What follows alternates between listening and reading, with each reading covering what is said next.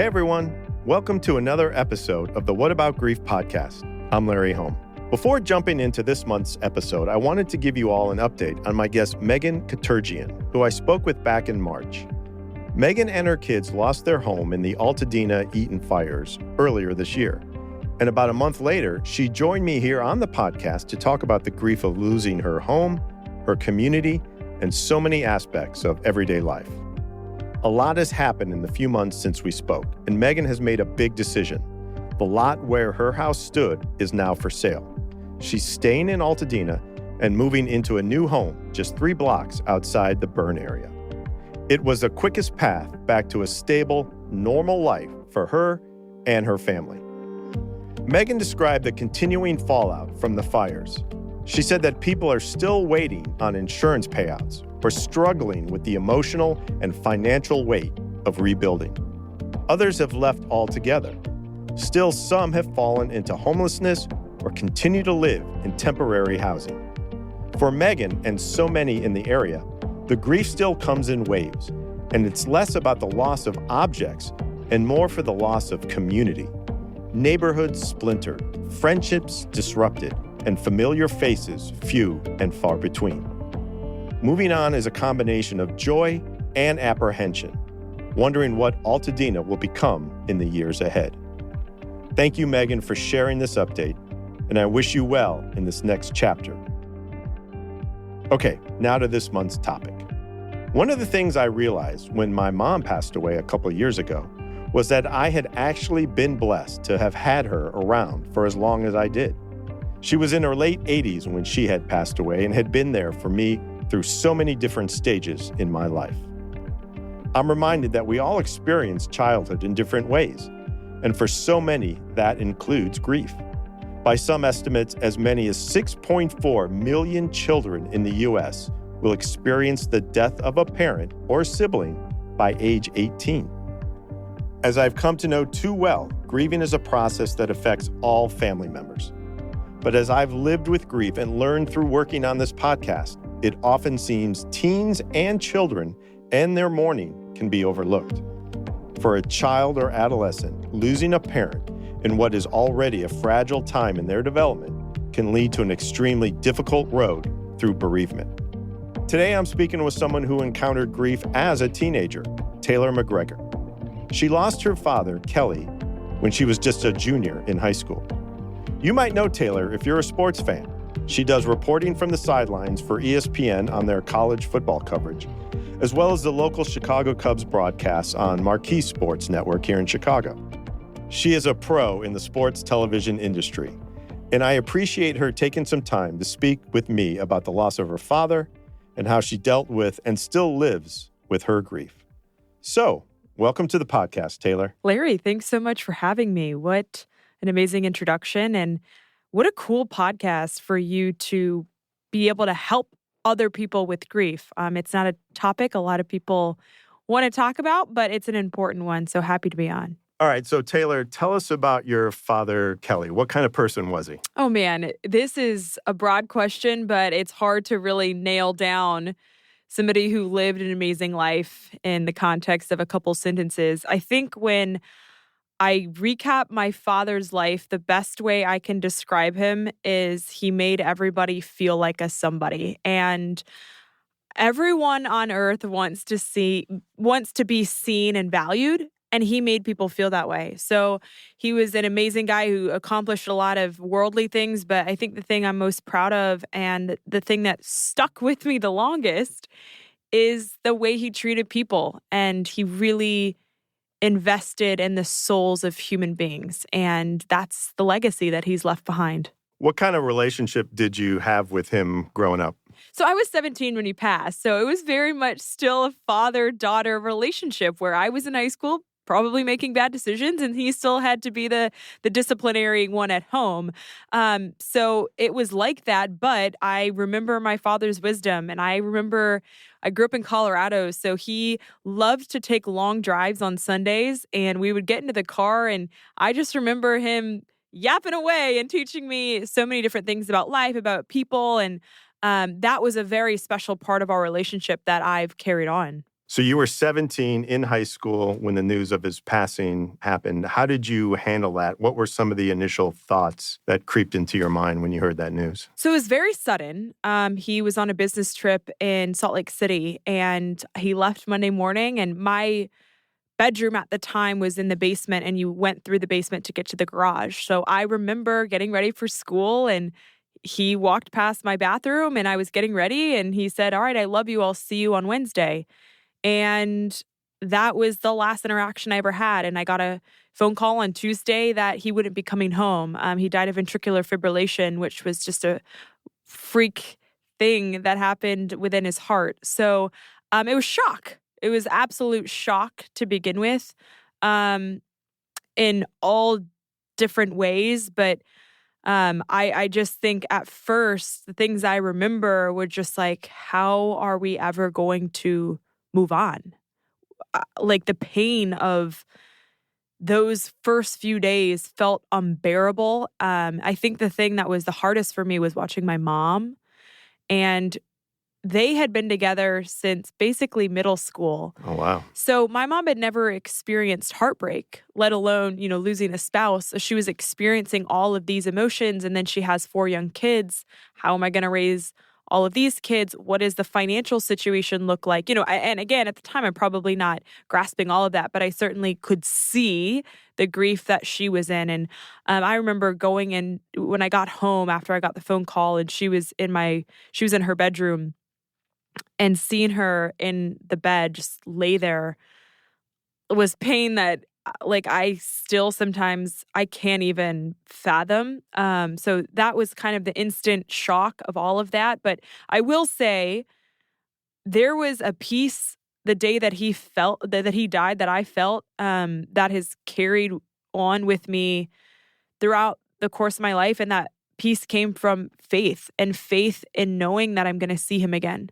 I grew up in the church, and that moment was really probably when I fully comprehended and accepted Jesus as real and alive, because it was like, oh my gosh, the worst thing in the world just happened to my family and I, but at the same time, the Lord has shown up in his promises, and he walks through the valley of the shadow of death with us, and I truly felt that. So it was a combination of shock and heartbreak and all of the things, but at the same time, this piece of, okay, it's going to be okay. And I'm so grateful for that moment because I've leaned on it a lot. Yeah. I did too with my faith when my wife passed away. That was the biggest thing. I mean, people were there, family were there, but like you, I mean, there was this calm, that everything would be okay. It just would take time, and there was a plan. I just want to kind of circle back. The last thing he said to you was, "I love you." That's kind of a special thing that those were his last words to you. Absolutely. And so the night before, Sunday night, him and I had gone to Hobby Lobby together because I had a science project to build a rocket for my junior year physics class. And my dad was very math and science brained, so that was his forte. My mom was more, reading and writing, so she would help us out with more book projects. But this particular project, we had gone to Hobby Lobby, and we got all the materials to build this rocket, but it wasn't due for a couple of weeks. So we're like, okay, we'll get it now, and then when you get home, you can help me build this rocket. Well, I go upstairs Sunday. I had gone to prom on Saturday, so I had a bunch of things I needed to do before school on Monday. Went upstairs, and I'm doing all these different things, and I'm like, where is he? He's still in the garage. I ended up going back down to the garage, and he was working on the rocket. It was basically finished. I was like, Dad, one, I'm supposed to help you with this, and B, we still have a couple weeks. You don't have to do this right now. So that was a funny thing. And when you just talk about being grateful for the final memories, we got to share a really special day on Sunday. We spent most of the day together, went to Hobby Lobby, had all these conversations. And then he had built that rocket for me. And then it was cool because after he passed, we ended up painting it, and he ended up, launching the rocket in school. And it was just kind of something I could hold on to and cherish. But yeah, the fact that he said, "I love you," and I knew that he meant that, what a gift, and what a gift those last 48 hours were to me, even though, again, at the time, you don't realize they're the last. So he passes away and maybe a few weeks or months go by. How did you and your siblings and mom handle grief? So, as you well know, Larry, there's no roadmap for grief. And I think that was the hardest part is where do you go from here?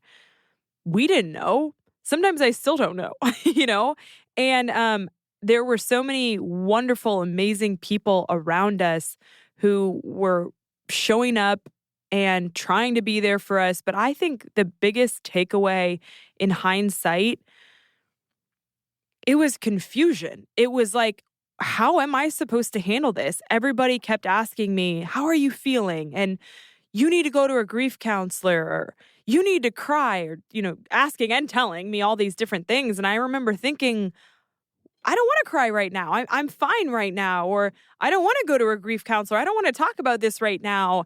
But then you would kind of move past that. And then there would be days where it's like, wait, no, I do want to go to a grief counselor. Or, no, I actually want to stay home all day and cry today.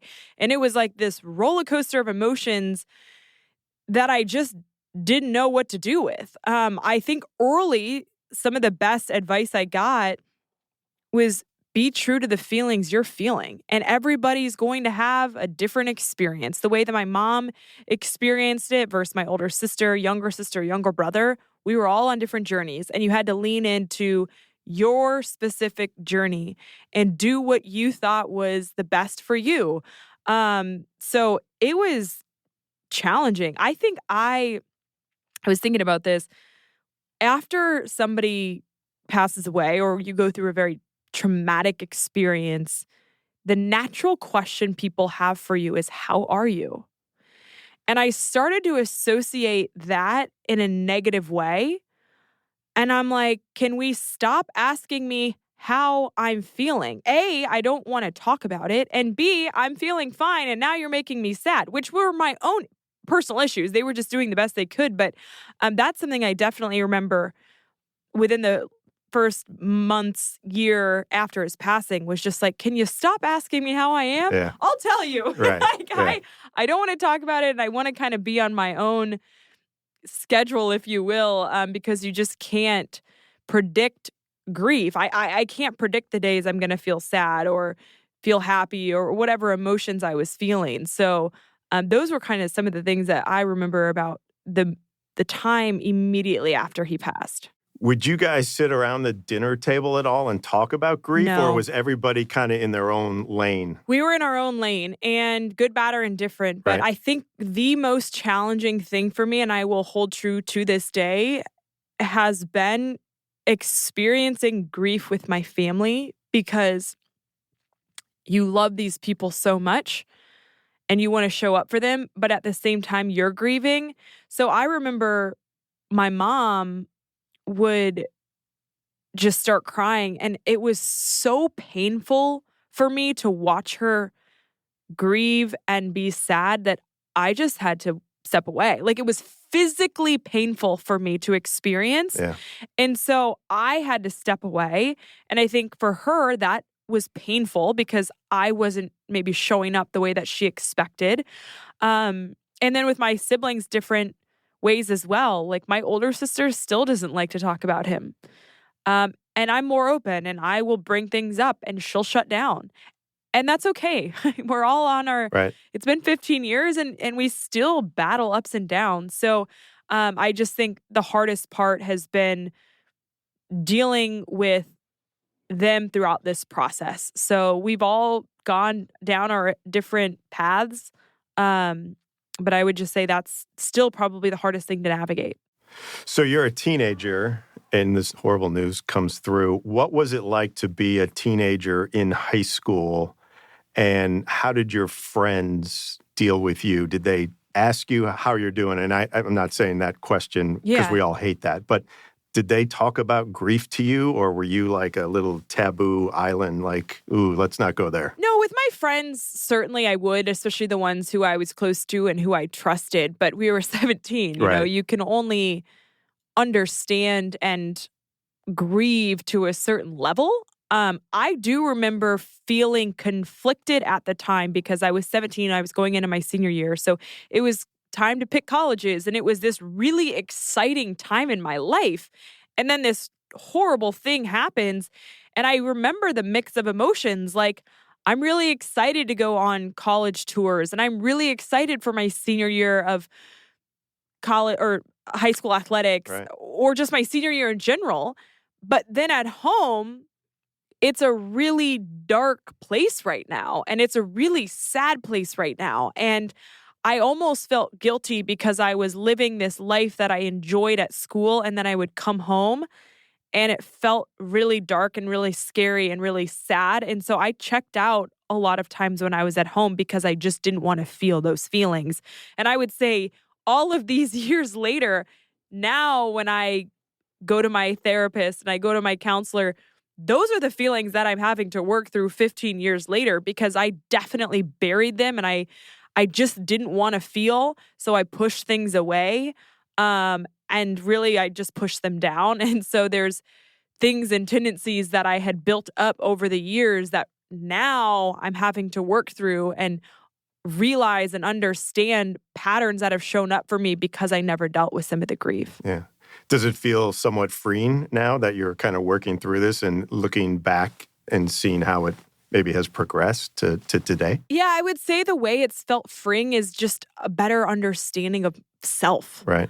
And tendencies that I have. For instance, I'm 32 and I'm single, and so I'm dating, and I really struggle with intimacy because intimate relationships for me are scary because of my past. And I think it was easy to look at it and say, well, yeah, you don't want to get close to anybody because you're scared of losing them. But there was so much more, and there is still so much more to it than that. I think when my dad passed, it's almost like that's the memory that I have of him forever in terms of the way that we lived life at that time. So at the time, again, he was more of a father than a friend because I was 17.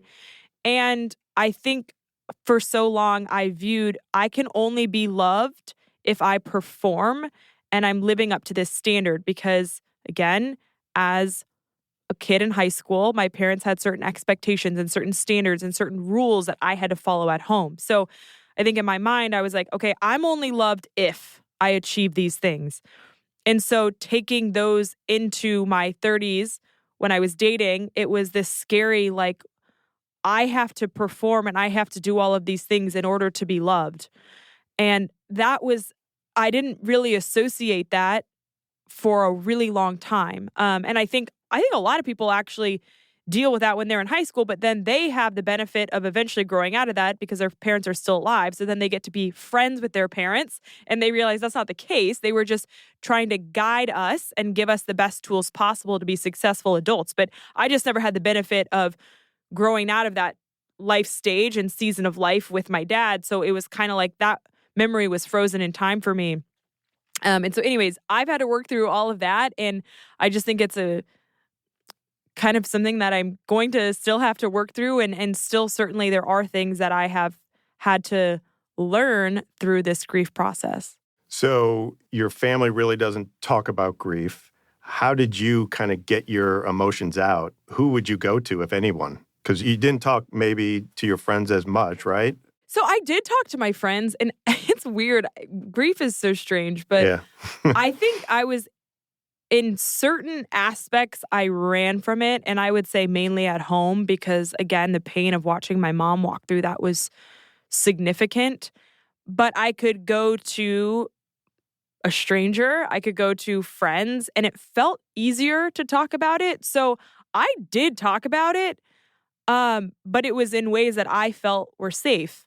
So I still struggle with why that is or was. It's still to this day much easier for me to talk to strangers about it than my mom, or somebody who experienced it with me, and maybe that's just the emotions that come with it. But yeah, it wasn't something I completely avoided. I thought at the time I was dealing with it fine.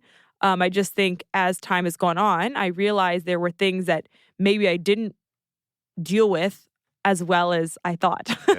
Yeah. I can relate to talking about grief, and it's easier to talk about it to other people or strangers or coworkers. Like, I'll go to a TV compound and people will know I do this podcast, and they'll start telling me their grief stories, and then I'll start relaying mine, and it just kind of flows easier than maybe sometimes close friends or family too. I don't know why that is, but I'm glad I'm not the only one who... I can definitely relate to that. And I think that's the cool part about grief is being able to help other people. And I know my mom for sure has talked to a lot of other women who've lost their husbands, and they can relate on a way that I definitely can, of just like the feelings that you feel and these like insane thoughts you have after your spouse passes away, that her communicating with those other widows is the word I'm looking for. Yeah. Those other widows has really helped her. And for me, it was like other people my age who could relate to some of the things that I could relate to that's different than if you're talking to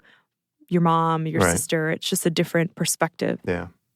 I mean, none of us can solve our grief, but how do you live through it when it ambushes you all of a sudden, you know, in the middle of the day, or you see something that your dad loved or that you relate to him and it hits you and it just totally changes your perspective? I think the older I've gotten, I've learned to lean into it and feel it and allow that feeling to be a blessing. And if there's anything I've learned is oftentimes for me, with grief came anxiety. And I've learned it's really hard for anxiety and gratitude to be in your heart at the same time. And so when I'm feeling anxious and I'm feeling sad because of grief, I try to remind myself of the things I'm grateful for. And with his death, I'm thankful that the Lord took him at that time. I don't know the reason, and I might never know the reason. I have theories and I have ideas, but if I'm going to say that the Lord is kind and the Lord is good, then I have to believe that that exists in the context of my dad's untimely death.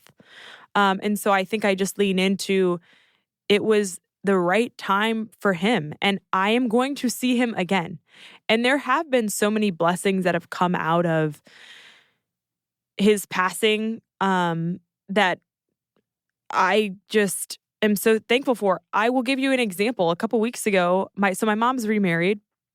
A couple weeks ago, my stepbrother, so her husband's son, got married.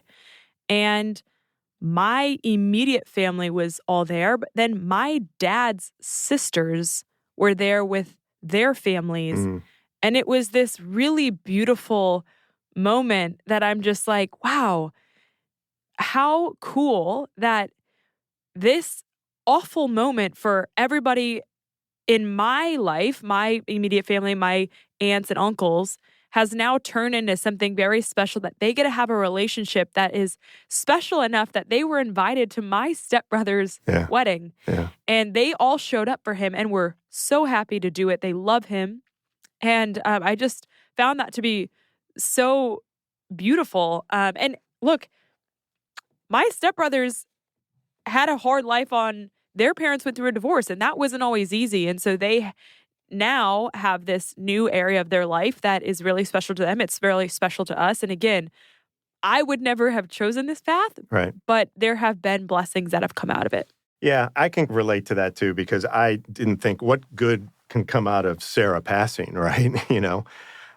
And I feel in some way this podcast has been a blessing to me. It's helped me, and it's definitely helping others that tell me that, but just to strangers all over the world who listen to a podcast. And so, you know, her spirit lives on, I think, in me doing this crazy podcast about grief, which I never thought I would be doing a podcast on. What a blessing. Yeah. You never know what comes next after a tragedy like that, but something good has come out of it in some way. And I think that's where our faith, because you said you're a believer, really takes over, because we might never know why. Why did God take them now? And why was this the timing? But we know and we believe that God is good. So therefore, there is goodness that will come out of this. And I truly believe that. Like I knew God was going to bring good out of my dad's passing. And while we wouldn't have chosen it, it's part of our faith. And that's a really cool part too. How did your mom handle now with the loss of your dad, being mom, dad, parent, maybe she had to get a job, I don't know. But like and she's grieving her husband. How did she handle that day by day? Man, I didn't give my mom enough grace for everything she was going through. I think when I was that age, I just didn't have a grasp on how challenging and difficult that was for her because she had never gone through heartbreak. I said that. And so she's not only dealing with the loss of her husband and experiencing these emotions for the first time in her life, but then you're grieving your future too, right? Like what she thought her life would look like for the next 50 years, right. That's all taken away. Financially, how am I going to provide for me and my kids? Which, thank God that was all ended up being okay.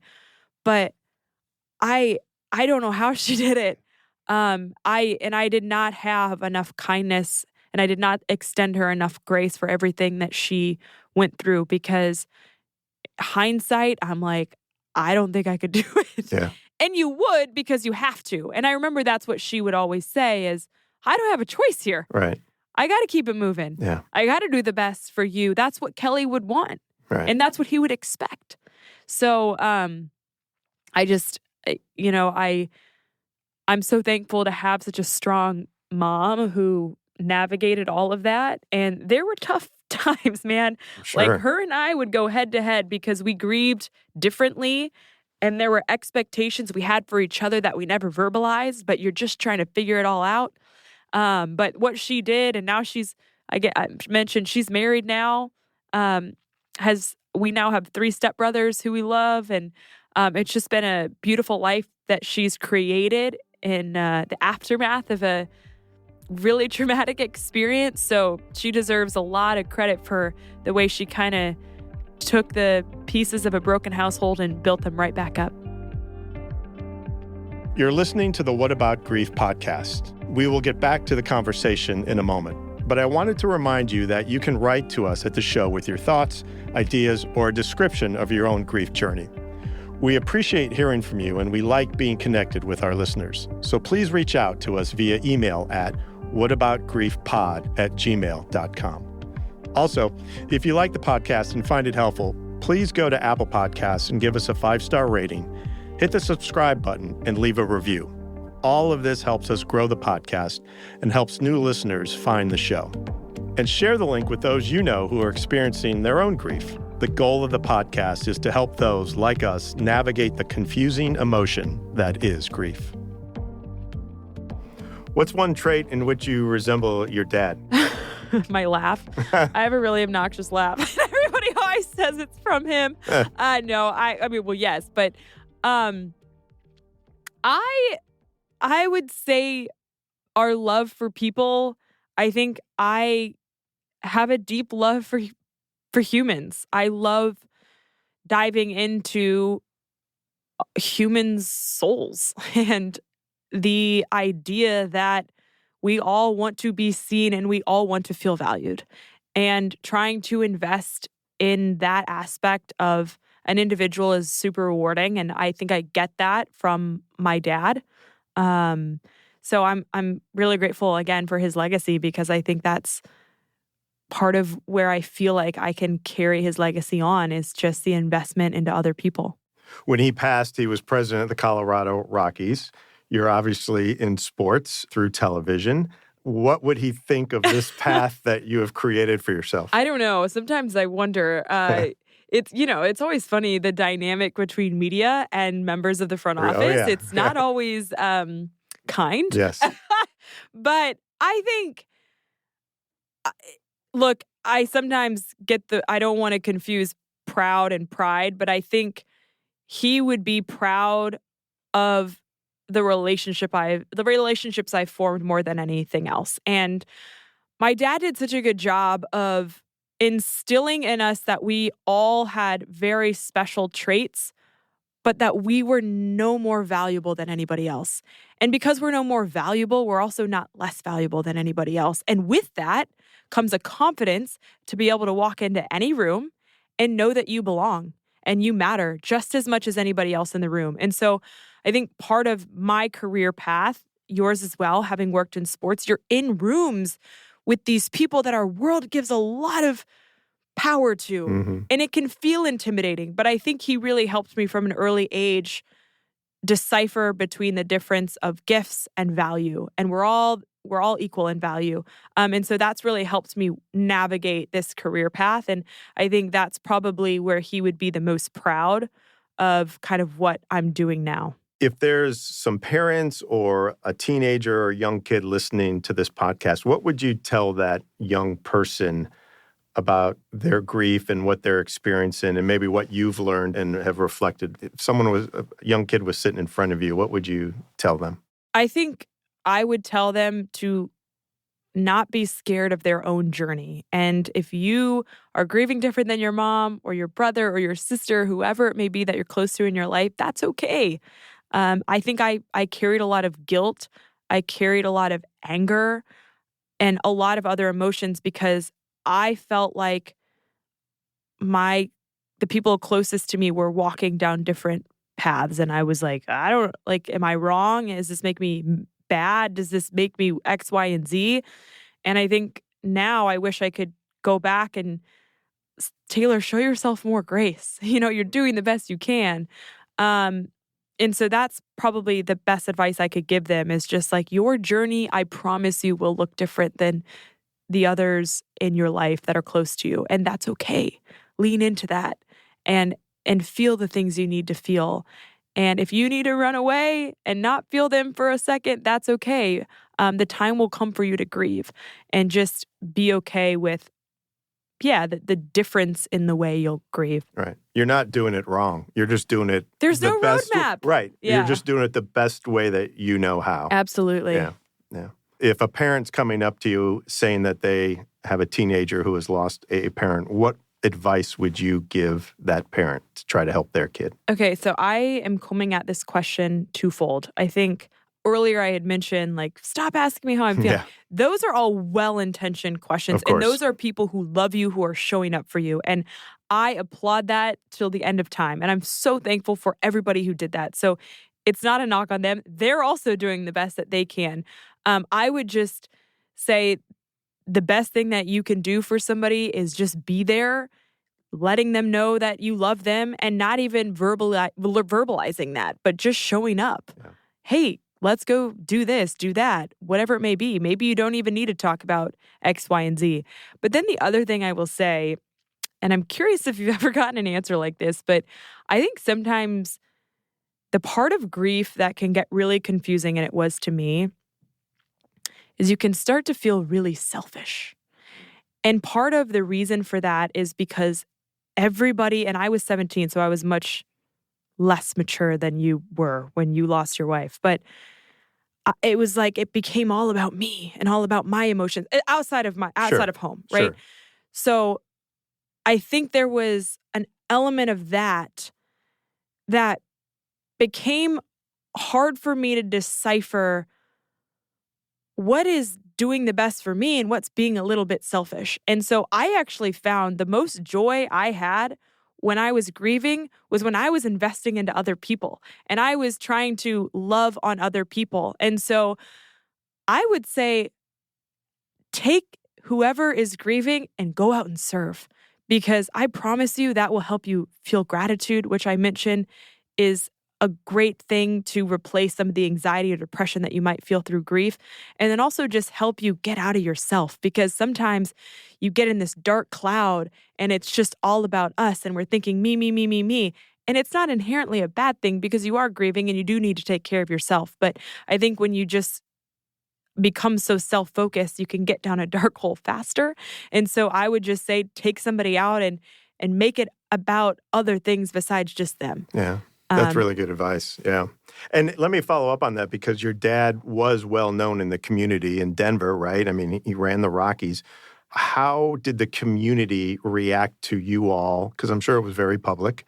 How did they all either gather around you or try to help you, or did they not? Or was it like, to your point, how are you doing? Just the general thing. Or did people step up out of kindness? Yeah, people absolutely stepped up. And we had so many friends and family who were just amazing, still are amazing. I remember So my dad died on a Tuesday. His service was on Sunday. And Monday, I was with some friends and we stopped at a gas station.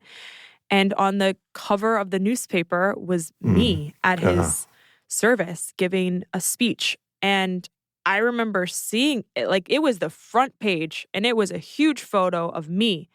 And I remember like, oh my gosh, this is crazy. Like I'm on the cover of the paper for our massive city.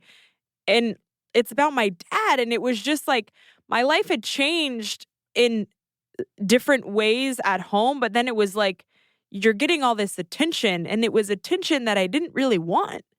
And so that was an interesting thing to deal with of like, okay, I'm not saying attention is bad or I didn't want attention at all. It was more of like, the way that people were acknowledging me is, you poor thing. Right.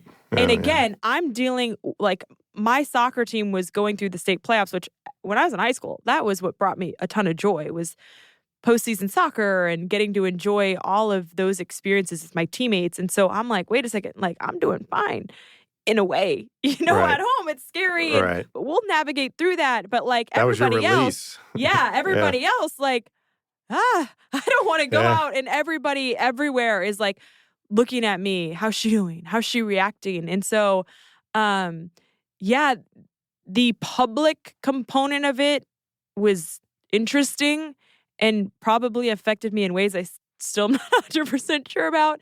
But it's been, since then, when you see really public figures pass away, Kobe Bryant, right, and you see Vanessa Bryant, and you see his girls, and I'm like, I can't even imagine what that's like because it's a million times what I dealt with. Yep. And so I think it's given me a little bit of grace to extend to other people. Like, oh, I can't even imagine having to deal with what you're dealing publicly, because the little bit I had to deal with was scary. It was scary because you just felt like my emotions are not my own now. Now they're everybody's. Yeah. And it even wasn't probably that way, but those were the stories I was telling myself. And just kind of lastly, when you go back, you cover the Cubs, when you go back for a Rockies game and you step onto the field, what kind of memories come into your mind when you first kind of look around and remember what it used to be like when your dad was there and now without him? Yeah, it's so special every time I go back. And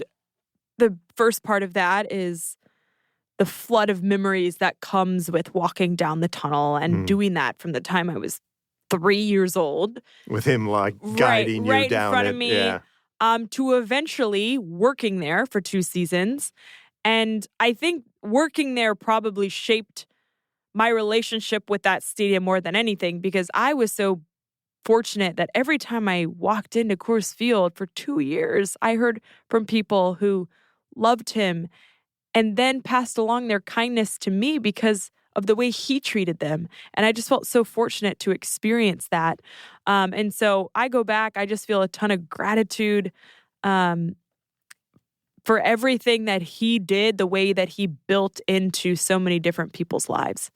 So one thing that bothered me, but then turned into a positive, was when Sarah passed away, everyone started asking me, what do you need? What can I do for you? And I'm like, my wife just died. I've got to plan a funeral. I've got to do this, this, this, and this.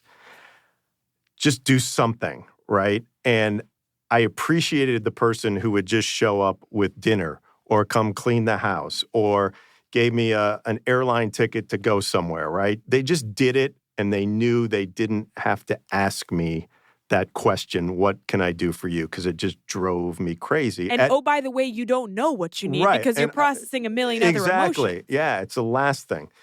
So I'm wondering, for you and your family after this happened, did anybody just out of the blue do something for you that you're like, thank you. That really helped me, instead of asking you what you needed? That's a great question. I think what I would say to that is showing up and doing something for somebody that they can process on their own timing. Because when people come to you and ask, hey, what can I do? You're not thinking, what can this person do for me? You're thinking, how do I provide for X, Y, and Z? How do I plan this funeral? How do I grieve what I'm feeling right now? So you don't want another thing to think about. Right. and again, very well-intentioned Of course. people, I would say doing things for somebody that don't require a response back. Yeah. So I remember a letter I got, a couple letters I got actually from dear friends that I still think about and just how kind they were. And they say everything from, this was my favorite memory with you. This is my favorite memory with your dad. This is what I think you carry on with your dad, about your dad. And I could read them whenever I wanted. And some of them I didn't read for months after. Mm-hmm. But they were thoughtful, they were kind, and I still remember the people who sent those to me. I don't remember everybody who ever asked, what do you need? But those are the things that I just think that I could process on my own timing. Because when you're grieving, you're just not thinking about the answers to the questions that people have. Yeah. You want to process it on your own timing. So long story short, I would say do things for people that do not require a response back. The Nike ad, just do it. Just do it. Right? Just do it. Yep. Yeah, absolutely. Taylor, thanks for sharing your dad, Keli, with us and breaking down how you have and continue to deal with your grief. By the way, when I was texting with Taylor about the possibility of her participating in being interviewed for this podcast, her quick response was 3 words: let's do it. And I love that enthusiasm from you, that it kind of just screamed out at me from the text, like, yes, I want to help others. And she was all in. And Taylor shared her story. She was being vulnerable and honoring her dad and the life he led. And she's helping her friends and you listeners who she might never meet, because we all encounter this complex emotional state that is grief. Remember, if you are experiencing grief, you are not alone. My thanks to Taylor McGregor. What About Grief is available monthly on all major podcast listening platforms. Please follow the podcast as well as rate and review the show on Apple Podcast. The executive producer of What About Grief is Marcia Anderson. Logo artwork was designed by TED Studios. This episode was recorded at BAM Studios in Chicago. And lastly, feel free to email us at whataboutgriefpod@gmail.com.